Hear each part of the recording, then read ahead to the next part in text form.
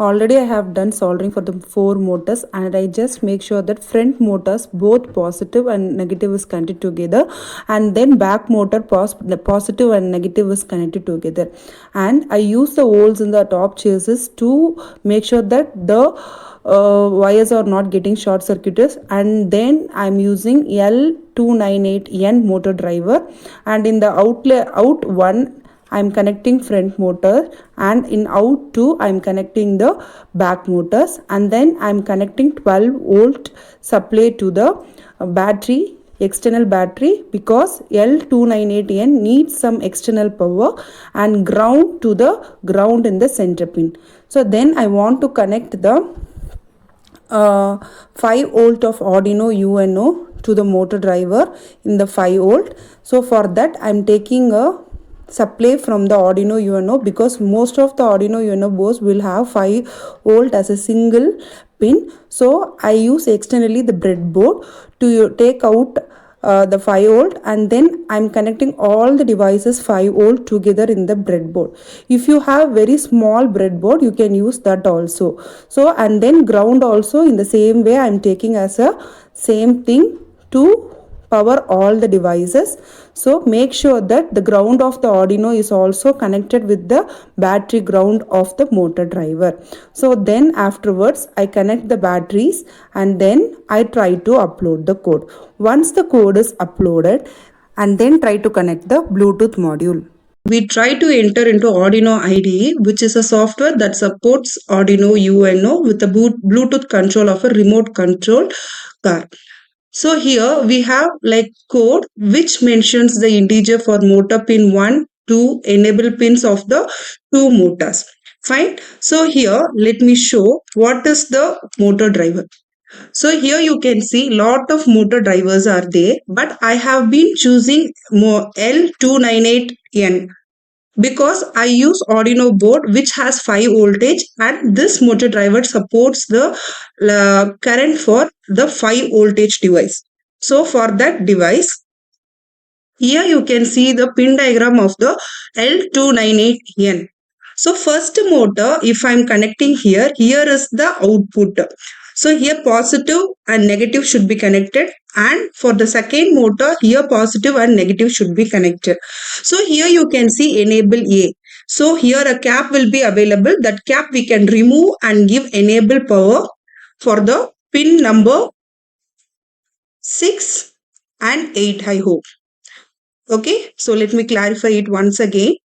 So here for the enable pin 1 we are connecting to Arduino UNO 6, and enable pin 2 we are connecting to this enable pin 2. Okay, this we are connecting it to the 11th pin of Arduino UNO digital pin. Fine. After this enable pins, we have here in 1, 2, 3, 4. So input 1 of the motor we are connecting to the 3rd pin, and input 2 of the motor 1 we are connecting to digital pin 4. So then input 1 of motor 2 we are connecting to 8, and input 2 of motor 2 we are connecting it to pin number 9 of Arduino UNO, that is digital pin. Fine. After this, you can see this is a IC schematic diagram of the remote control car. So here it is like IC chip we have developed here. So after completing the code, you can see here motor 1 spin is like 3, 4, and everything is being mentioned as I mentioned in the explanation of the motor driver. So afterwards, we are just defining the void setup, that is nothing but which is going to be the input and output pins, and how to write the enable pins we have to mention. Basically, serial behind it's to like see how the device is been communicating with the external environment. So here we will get a message how the device is connecting.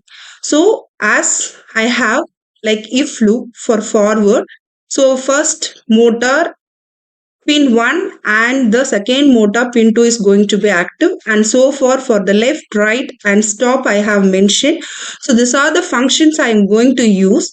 After completing this code, Okay, so we will take the data cable of Arduino UNO and we connect the data cable to the USB pin of laptop.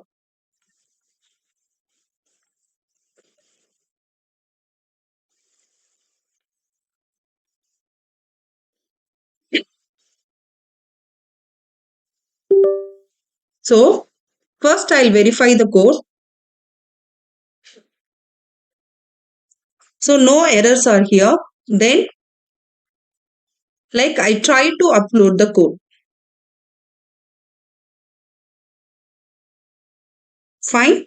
So once uploaded, here you can see done uploading.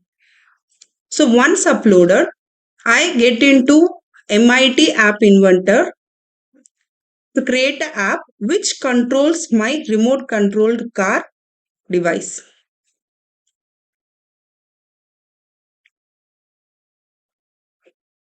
So already I have tried using it. Here you can see I have one button. Okay. So first of all, how to create this is first we have to create a table. Okay. Table arrangements from layout. You have to take the table arrangement and you have to put it over here. Then after that we need a button. Okay, so that button should be inserted into the first table arrangement. So I have renamed the table arrangement name as Bluetooth connection. So here rename button is there because for my clarification in the blocks in the next upcoming things, I need a clarification. I just like renamed it as Bluetooth connection. So after that, I use a list picker. Can you see here? This connect is a list picker. So if you can't able to find it out, kindly type list picker. So take this list picker and put it over here. So after that list picker, I want to find out whether my device is connected or not. For that, I'm using a label. Here you can see after my click, it is getting highlighted. So label also should be renamed here. So disconnected, why I am giving? Because my device, once it is getting started, it is not been connected. Once the connect button is clicked from that list picker, I'm going to have a Bluetooth connection. So after that, I'm going to have a second table arrangement. As I told before, we have the table arrangement in the layout. So table arrangement again I'm taking. Now the table arrangement name is controller. Click here to rename the controller. So then I have to arrange this table arrangement into 3 rows and 3 columns. Here you can see this is the first row, second and third row, and I have like same first column, second column and third column. So 3 rows and 3 columns. Fine. So after this, I'll take out the buttons. Okay. Here you can see forward button, rename it as well, and left, right and reverse is also a button. So you have to rename it here in text. So finally, I need one more table arrangement from the layout for the stop button. Because why I'm using the table arrangement is to make my alignment to be like pleasant to the app user who is using my screen. Fine. And then I have inserted a button over here so that it fits into the table arrangement properly. So the next one is Bluetooth client. So you have to include the Bluetooth client as well, because the Bluetooth client is very important for the Arduino UNO to connect with the Bluetooth chip of the Arduino UNO. So if you don't find, you are not able to find it over here, you can take as Bluetooth client. So you have to take a Bluetooth client and it is an invisible component. Just you have to take and put it inside. Once inserted, it will show here only. You can see non-visible components are here. So why I'm interfacing a clock is like we have to, we will be using the app for the real time application. So we need to interface with the clock, CLOCK. So here you can see and just take it this and drag and put it inside the mobile screen. And this is also as well as an invisible component. You can see the clock is mentioned here. So once these steps are completed, we go into the blocks. Okay, so why I have renamed the blocks, now you can see. Okay, so once the list picker is like clicked, okay, so here you have to set the list picker to the Bluetooth components. Okay, so for this set list picker, you have to click on the list picker, drag, like come down, and you can see like list picker elements. Okay, so here you can see, and you have to drag and put it inside. So after that, you have to go into the Bluetooth client. Okay, so here you can see Bluetooth client and client addresses should be like displayed. So after this list picking up process, we'll go for calling the device to connect the device. Fine. For that, we will be having again the list picker go up. Okay, so after before picking, what is going to happen is like we are going to select the Bluetooth client. That's all. After clicking the Bluetooth client, okay. So after picking the Bluetooth client, here you can see we have to call the device. So I'm using the like control. Okay, if then loop. So then I have to go back to the Bluetooth. So get back to the Bluetooth client, and here you can see Bluetooth client connect and address is the exact block. So connect and address, we have to take it and put it here, and again to the list picker we have to go for the selection. So list picker, we are going to select the list picker. So here in the list picker, we have to go for the selection block. Okay. So selection block, we have to pick. So list picker selection. So after this block is done, we have to go for set list picker element to Bluetooth address. So why we are getting this block is like list picker should be related to the Bluetooth client address. Okay. So that we will be selecting the list picker first of all. Okay. Set list picker elements. Okay, set list picker elements, or else you can click here and select also elements. Okay, so any of the block you can take and you can like select the elements also. So after this process, again go back to the Bluetooth client and just take the block which connects Bluetooth client with the address. So put it over here. So next is like clock interface with the Bluetooth connection. So here, as I told here, this is a if loop. This one you have to take it from the clock timer. Okay, so after that we will be calling the Bluetooth client to be connected. For that we have to get back to the Bluetooth client connection.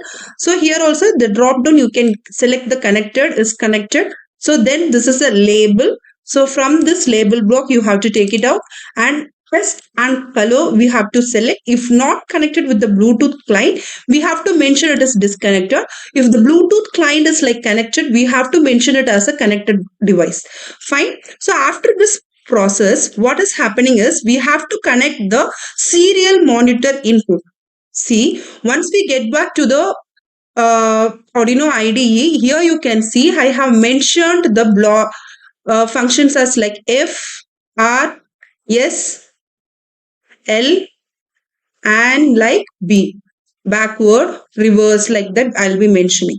So I have to connect the serial monitor output back to the Bluetooth client.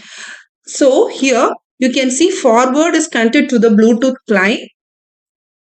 So F of the serial monitor, and left is connected to L of the serial monitor, and right is connected to R of the serial monitor, and reverse is for the black, and when stop it is like S.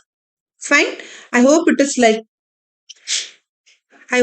like understandable for you. Now the next process is, once all the blocks is connected, what happens, we have to publish our app.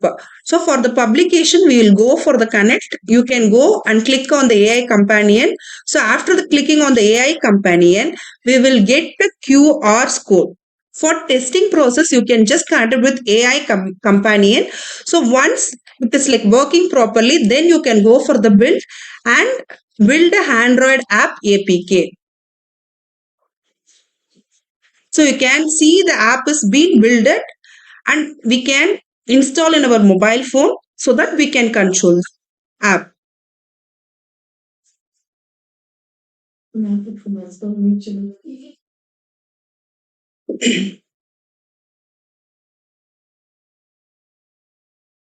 So the app is now reached to 100% and the app will be like getting downloaded over here in the downloads. Okay, so now click on the download APK process. Now you can see Android Bluetooth DC motor APK. So because I have renamed my file as Arduino Bluetooth DC motor APK, it has been coming here in the downloads like the same name. So here what I do is just go back and sending it to my personal WhatsApp. Okay, so here I'll attaching the file from the downloads. Okay, so kindly install the app in your mobile phone. Okay, so after installing the app, we can see the output. See how the Bluetooth is getting connected to the mobile. So here in rarely used device, you can see HC-05. So click on it first and 1, 2, 3, 4 pair it. This is like Bluetooth setting of the mobile and get back again. And here you can see our app is being installed. Like this is the print screen. So when I click on the connect, you can see HC-05. So now it is like